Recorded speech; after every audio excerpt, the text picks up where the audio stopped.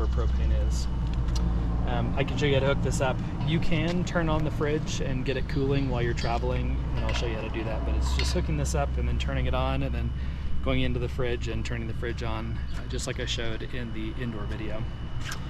Behind the propane tank, if you want to swing the camera around over here, behind the propane tank is the battery.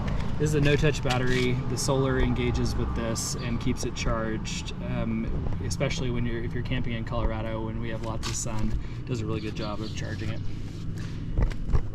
All right, so coming around to this side, another style of jack are the stabilizer jacks. So where the first jack I showed you is about, it helps you level the camper and lower it onto your hitch. This one is not meant to raise or lower the camper. There's 4 of these. They're only meant to, once you have the camper stabilized, to use these, once you have the camper level, to use these to stabilize the camper.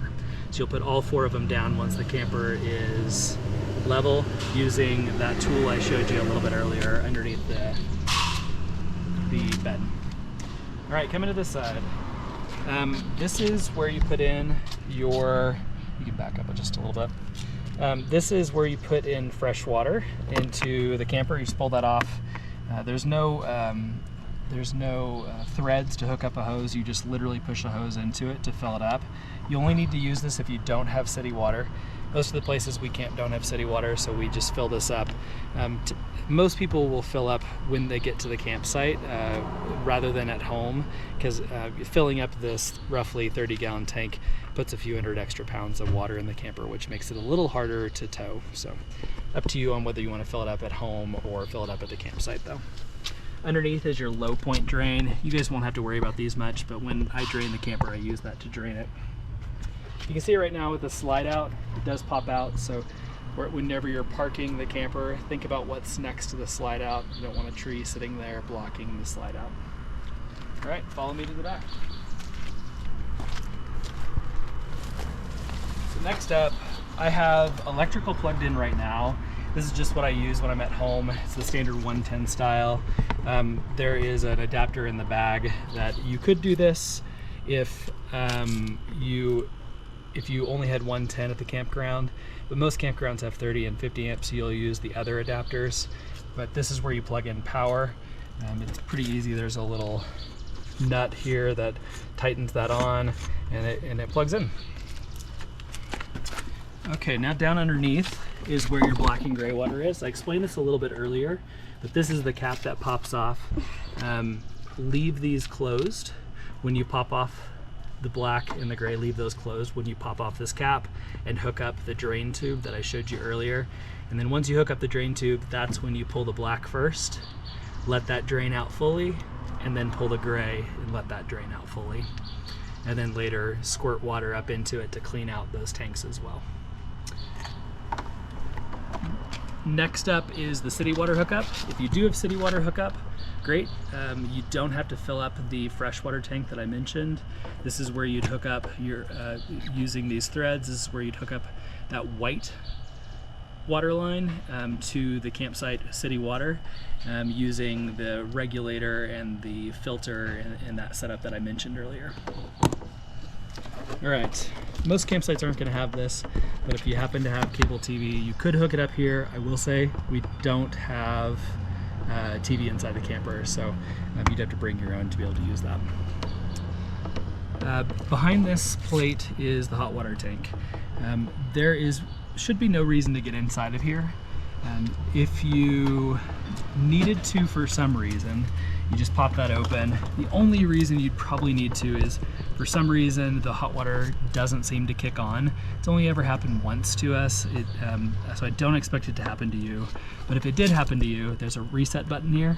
And if you press that button, and it will reset the hot water tank and kick on the hot water tank.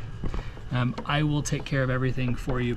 There's a little pin in here that you have to put in. I'll have that in for you before you take off with the camper, so nothing else in here for you to look at. Down low you can see there's another stabilizer jack.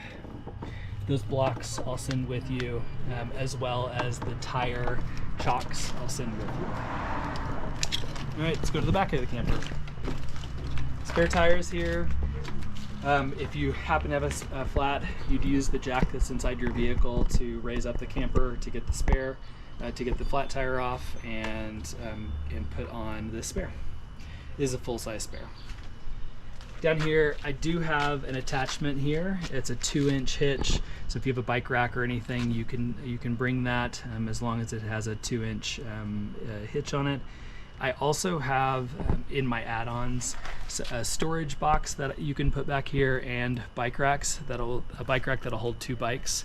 That setup is in my add-ons if you want to bring that setup to store a bunch of extra stuff in the storage box plus the bikes that sit on top of it. All right, next up on this side, this is where the gas hookup is that I mentioned earlier. That black tube will connect to this. It's a quick disconnect. If you did bring like a small portable grill, you could hook that up, and you engage the gas by flipping this little lever, as long as your propane's hooked up on the front. Just above that, there's another level. It's the other level. The goal is to always have the camper super level once you get to your campsite. If you don't have it super level, the slide out and the awning don't work as well as they would. Sometimes they'll get a little bit off, and it can cause problems with the motor. So the goal is to have the camper level front to back and side to side, using the jack for front to back, like I mentioned, and the leveling wedge for side to side, like I mentioned. All right. And if you want to step back, I'll show the awning as well. The awning is here. You can see it's rolled in. I'll roll it out for you and show you how it works in just a second. Before that, there are speakers on the outside. I talked a little bit about those. The radio on the inside, when you turn it on for the first time, it will default to having Zone 1 and Zone 2 on. Zone 2 is outside, so if you don't want to have the music outside, you just turn off Zone 2. Behind here is the refrigerator. No touch. There's nothing in here for you to mess with. No buttons or anything like that to reset anything. Should never have to get behind that. Exhaust for heat. If you are using your heat when it's cold, be careful because this gets pretty hot. If you're at an electrical campsite, there is outdoor power to standard plugs there, but this does not work if you're only running on solar. All right, we've got a handle here. This handle, you just pop it out like this to help get it in and out. I always leave it backwards when we're driving. Some people, you'll see the campers, it's actually the other way to where it goes over the door. You'll notice it actually scratches the door if you do that, so I'd recommend keeping it back like this. And then finally on the side, this is your exhaust vent for the cooktop on the inside. So all you have to do is press these 2 guys, it pops out. It kind of just dangles there. There's nothing more than that you have to do. But you want to open that anytime you're cooking inside so the exhaust goes outside. And then you just pop it back in when you're done. Okay, tires. You'll see there, you likely notice that there's a lot of ground clearance. These are some very big beefy tires. It has a ton of ground clearance underneath it compared to some of the other campers that you see out there. It's a little less.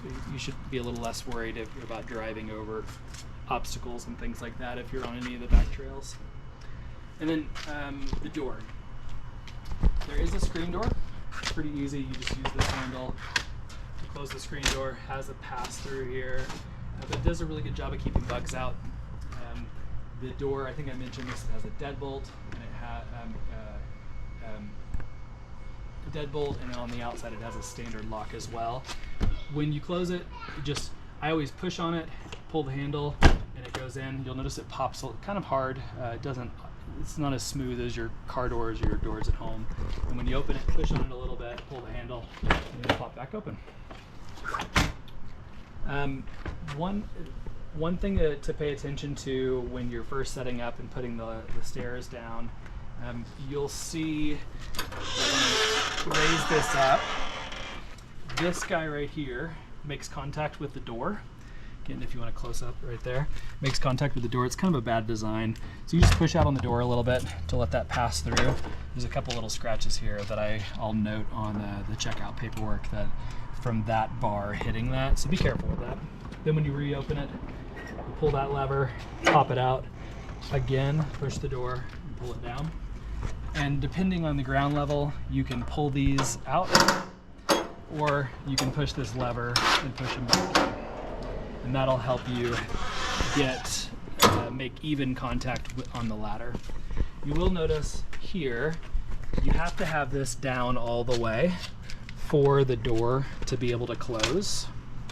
If the ladder is raised up a little too high, the door won't close over that. This right here. All right, and then I'll show you the awning next. I showed this button a little bit earlier. It's the one closest to the door. First, you need to pull the door in to make sure that the awning clears the door. And then you press the out button. And this goes a long ways. It's kind of slow. If you're hooked up to electric, it's a little bit faster than if you're just running on battery. But one rule that I've heard is for both the awning and the slide out, you want to go all the way out and all the way back in every time. You don't want to do half and half. You don't want to like only take it out halfway and then put it back in. Same with the slide and the awning. It can get the motors a little bit off and then it won't quite function quite normally. So take it all the way out and all the way back in. You'll see all the way out here. I'll grab the camera from you, Canton. All the way out looks just like that. You see white on the outside. If I roll it back in a little bit, you'll start seeing gray